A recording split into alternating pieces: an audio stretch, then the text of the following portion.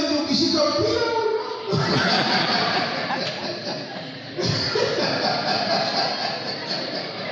unafanya nini? Unaachilia sasa. Sasa nilifikiria wewe nilishika hivi nilifikiria mpira unisambe.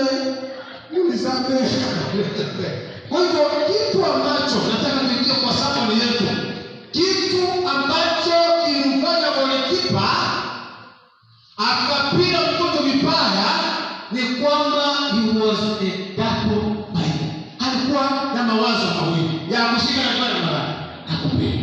So as students, wale ambao tuko hapa tukiwa na mawazo mawili kwamba tuko shuleni na tuko pale nyumbani, pia tuko katika Bwana na tuko katika hii katika dunia, tuko kila mahali hapa na pale, tunajua kwamba maisha yetu hayatakuwa mazuri. Ndio Biblia imesema kwamba topic yetu ya leo be willing.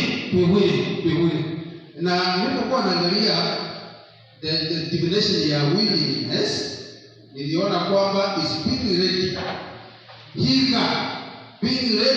eager, prepared to do something without being forced. Unafanya kitu bila kufanya namna gani? Ni kushirikishwa. Na kufanya namna gani? Kuforsiwa. Kulazimishwa. Bila kulazimishwa. Unafanya kitu bila kulazimishwa. Ukifanya kitu bila kulazimishwa, mambo yanakuwa sawa. Sasa nataka tusome lile fungu kuu. Fungu kuu lilikuwa linasema namna gani? Tusomee haraka. The Bible says, if you are willing and obedient, you shall eat the good fruits of the land. Hata atia hapo.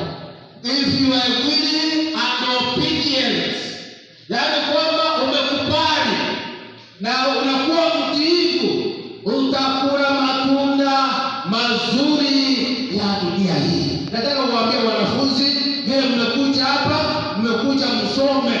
Kama unataka kusoma na umejitolea, usome, upite, things will be okay. Lakini kama umekuja shuleni kwa mambo tofauti, you will not make it. Nataka kuambia kwamba I've been a chaplain. Mimi nimekuwa chaplain. Nilikuwa chaplain wa Nyakoi wa some days back. Wanafunzi walikuwa almost 3,000. Nataka kuambia kwamba